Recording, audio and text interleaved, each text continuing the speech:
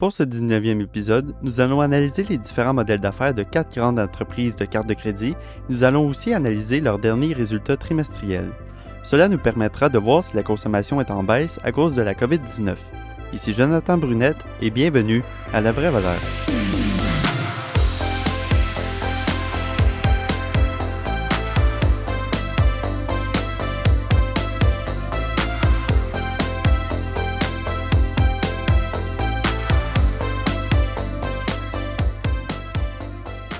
Bonjour et bienvenue à ce nouvel épisode de La Vraie Valeur. Comme vous savez peut-être, cette semaine, plusieurs entreprises ont annoncé leurs résultats trimestriels. Et aujourd'hui, j'aimerais me concentrer sur les entreprises qui offrent des cartes de crédit. Donc, on va parler de Visa, Mastercard, Capital One et American Express. Ça peut être très intéressant d'analyser des compagnies comme ça afin de voir la consommation des consommateurs. Donc aujourd'hui, on va essayer de voir si les consommateurs ont moins dépensé durant le troisième trimestre. Commençons donc par tout d'abord comprendre les modèles d'affaires de ces entreprises-là. On peut les diviser en deux, soit Visa et Mastercard d'un côté et American Express et Capital One de l'autre. Je les divise en deux parce que Visa et Mastercard ont pratiquement le même modèle d'affaires et je vous invite à aller lire mes 5 articles que j'ai écrits sur Mastercard. C'est des articles qui vont en profondeur sur cette entreprise-là. Mais en gros, Visa et Mastercard forment un duopole, donc ils créent ensemble un environnement stable sans trop de compétition. Les deux ont intérêt à ce que l'autre soit présent dans ce duopole afin d'éviter des lois antitrust pour éviter des situations monopolistiques. Donc si par exemple Visa était le seul, il serait en situation de monopole, il y aurait des lois contre cette compagnie-là pour pas justement qu'il y ait un monopole. Donc puisque ici Visa et Mastercard sont deux sur le marché, ils font pas face à ces lois-là. Donc, pourquoi je les mets dans le même bateau? En fait, Visa et Mastercard, ça va être des agents de liaison. Donc, c'est vraiment une plateforme qui vont relier les banques des marchands à la banque des consommateurs. C'est-à-dire que, par exemple, un consommateur va acheter au dépanneur un café et il va utiliser sa carte pour payer. Puis là, le but, c'est de prendre l'argent du compte du consommateur et l'envoyer au compte du marchand. Donc, les deux compagnies vont prendre un petit frais sur cette transaction-là, puis ils vont transférer l'argent d'une banque à l'autre. Ainsi, on a un modèle qui se base sur 4 points, qui est le consommateur, la banque du consommateur, le marchand et la banque du marchand. Et qu'est-ce qui est bien avec ces modèles d'affaires-là, c'est que la marge opérationnelle, elle va grossir constamment et elle n'est pas soumise à une limite physique. Donc ça, on peut retrouver chez plusieurs autres compagnies que j'ai abordées précédemment au podcast, comme Spotify, Netflix, Facebook. Et ça ne va pas leur coûter plus cher pour grossir. Donc, avec par exemple Mastercard, quand vous utilisez votre carte, ça ne leur coûte pas plus cher. Au contraire, ça leur apporte des frais de transaction.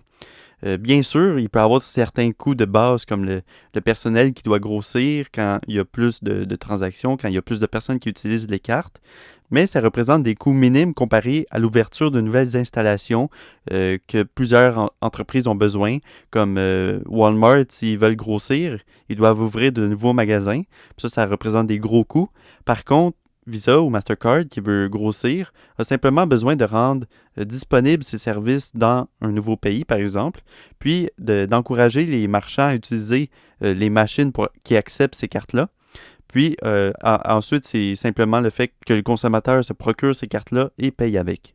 Puis surtout, un grand avantage pour ces deux compagnies-là, c'est qu'ils sont vendus dans les banques. Donc, quand vous allez à la banque, vous avez le choix entre une carte Visa et Mastercard. Il y en a qui vont préférer une parce qu'il y a plus de récompenses ou l'autre parce que les frais annuels sont plus bas. Donc, c'est vraiment libre au choix du consommateur.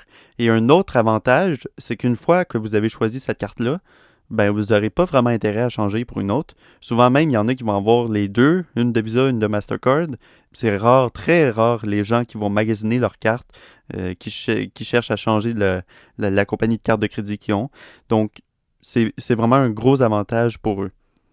Maintenant, si on examine les compagnies Capital One et American Express, eux, leur modèle d'affaires, c'est qu'ils font de l'argent, oui, sur les transactions, avec les abonnements annuels pour les membres, mais surtout avec les taux d'intérêt, parce que ces compagnies-là, ils vont prêter l'argent.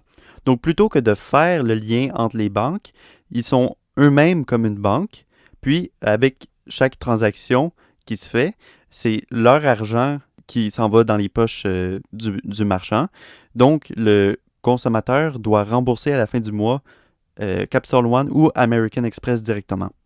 Donc, c'est sûr que quand on regarde ça, ça va être des compagnies qui vont être plus risquées parce qu'ils vont avoir plus de dettes, puis ils doivent se vendre directement aux consommateurs. Donc, vous n'allez pas vous procurer ces cartes-là dans une banque. Plutôt, vous allez voir des publicités, par exemple, de Capital One. Ça, on peut voir ça notamment au Costco. Costco sont vraiment affiliés avec Capital One. Puis c'est vraiment là que le consommateur va choisir d'avoir une carte Capital One. Mais sinon, on ne va pas en entendre parler dans les banques. Donc, ça devient beaucoup plus difficile pour ces compagnies-là de se promouvoir. Et en plus, avant, quand quelqu'un sortait sa carte American Express, c'était souvent bien vu. On voyait ça, OK, il y a quand même une carte American Express. C'est quand même bien. On voyait ça d'une bonne manière. Mais aujourd'hui, on est plutôt indifférent face à ça parce qu'avec l'arrivée du numérique, on a surtout nos cartes, disons, dans nos téléphones. C'est pas vraiment quelque chose qui va être vu par les autres. Donc, ça peut affecter la demande des cartes American Express. Donc, en considérant tout ça, ça fait pas d'eux des moins bonnes compagnies. Par contre, on va être prêt à payer moins cher pour ces compagnies-là. Donc, il faut vraiment garder ça en tête quand on compare, par exemple, Visa ou Mastercard à Capital One ou American Express. Il faut tenir compte qu'on va être prêt à payer un peu moins cher pour les compagnies qui ont plus de dettes. Puis, on va être prêt à payer plus cher pour les compagnies qui ont moins de dettes et qui ont plus d'argent en main. Donc maintenant qu'on a vu la base, on peut passer aux résultats que ces compagnies-là ont eu cette semaine. On va commencer par Mastercard. Les revenus nets ont diminué de 14% au troisième trimestre par rapport à l'année dernière, donc par rapport au troisième trimestre de 2019. Donc pour le podcast d'aujourd'hui, je vais utiliser pour comparer les compagnies le revenu net. Donc c'est l'addition du revenu généré par les intérêts et le revenu généré par tout autre que les intérêts. Donc, c'est dans ce dernier point qui rentre les frais de transaction, par exemple. Et les revenus générés par intérêt, c'est par exemple, on prête de l'argent et on se fait un intérêt là-dessus.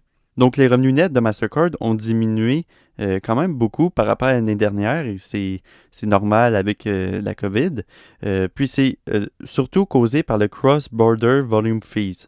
Donc, ça veut dire que si vous voyagez, votre banque est au Canada, mais vous êtes, par exemple, en Inde. Là, il va y avoir des frais de transaction un peu plus élevés afin d'acheminer l'argent de votre banque à celle du banquier en Inde. Donc, ce volume-là a bien sûr beaucoup diminué vu que le monde voyage moins. Et on peut voir des chiffres qui s'élèvent à 791 millions en revenus, comparément à 1,5 milliard pour l'année dernière. Un autre ratio qu'on peut regarder, c'est le bénéfice par action qui a diminué de 27% et qui s'est élevé à 1,51$. Ça, je vais revenir là-dessus un peu plus tard. Avant, j'aimerais juste vous parler de Visa. Donc, Visa a vu ses revenus nets baisser de 17% par rapport au quatrième trimestre de l'année dernière. Donc, Visa, c'est un peu différent parce que c'est son quatrième trimestre et donc son résultat annuel aussi. Les compagnies émettent à différents moments. Donc, pour Visa, c'est son quatrième trimestre. Mastercard, c'est son troisième trimestre. Mais on peut très bien comparer les chiffres quand même. Puis, son bénéfice par action a diminué de 28% à 1,12$.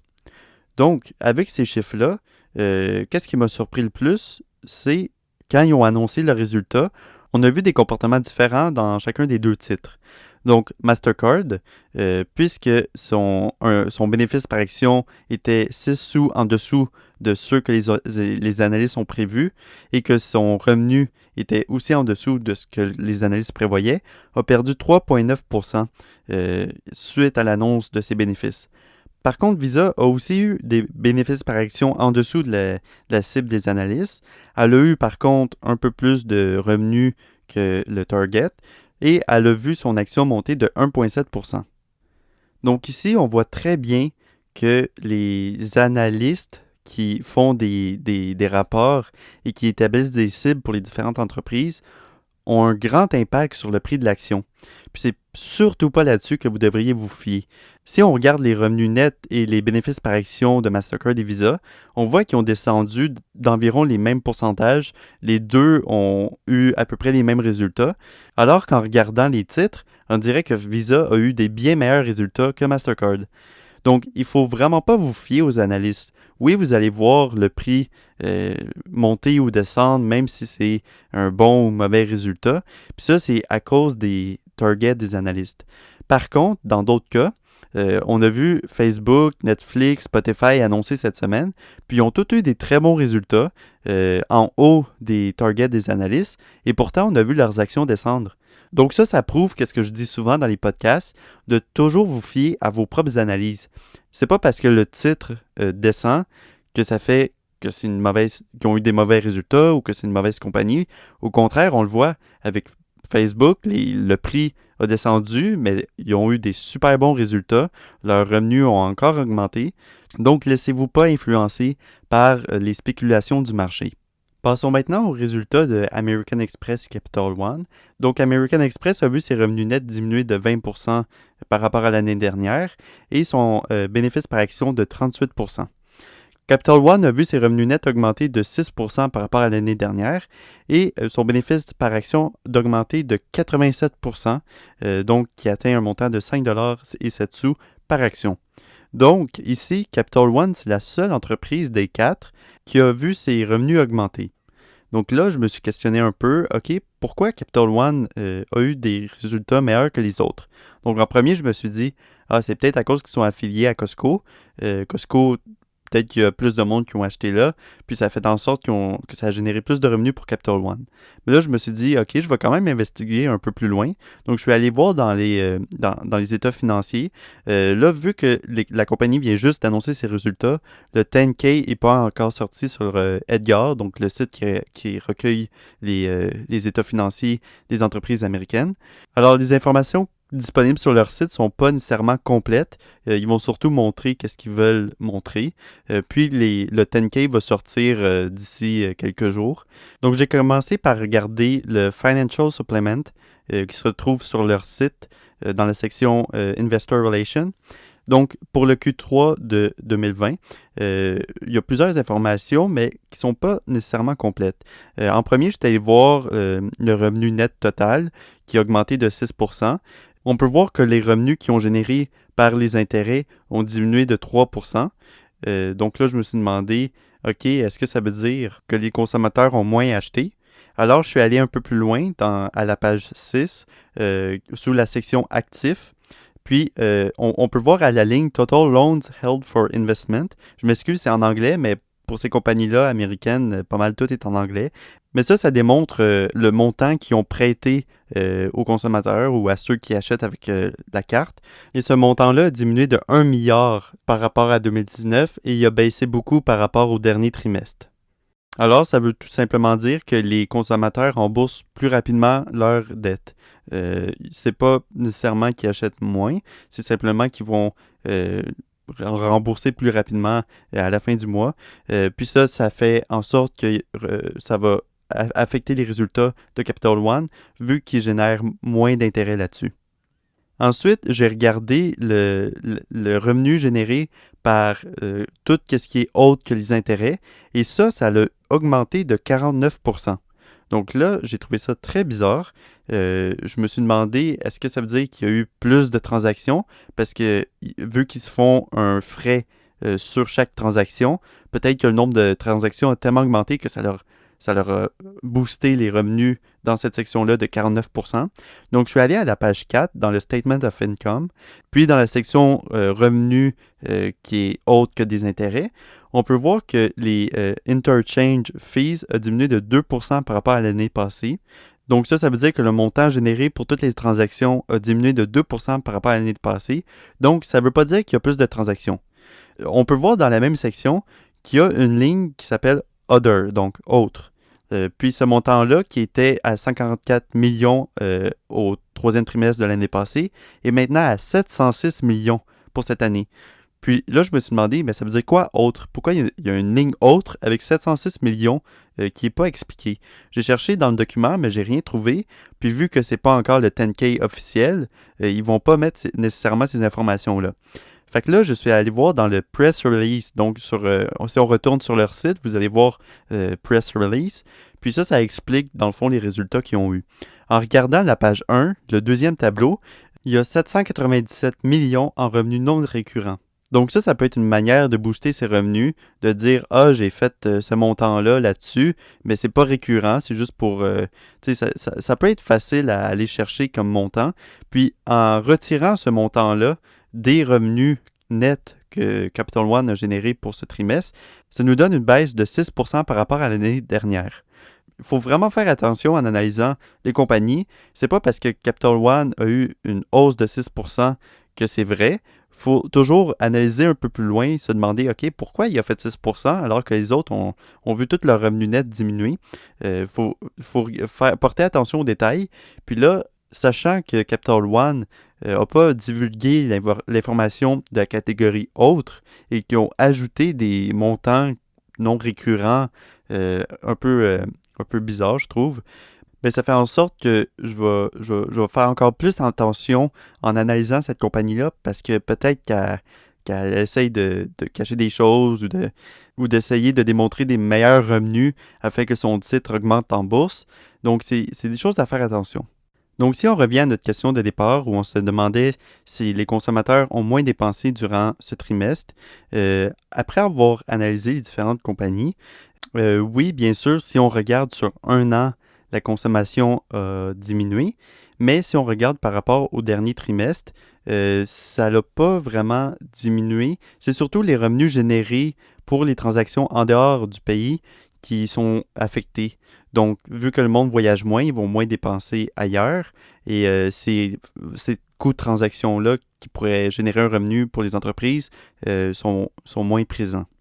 Alors, c'est ça qui conclut l'épisode d'aujourd'hui.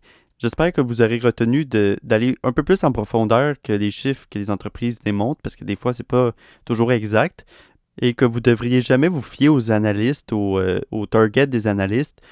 Toujours vous fier à vos propres cibles, à vos propres chiffres, puis de ne pas vous laisser influencer par les spéculations du marché.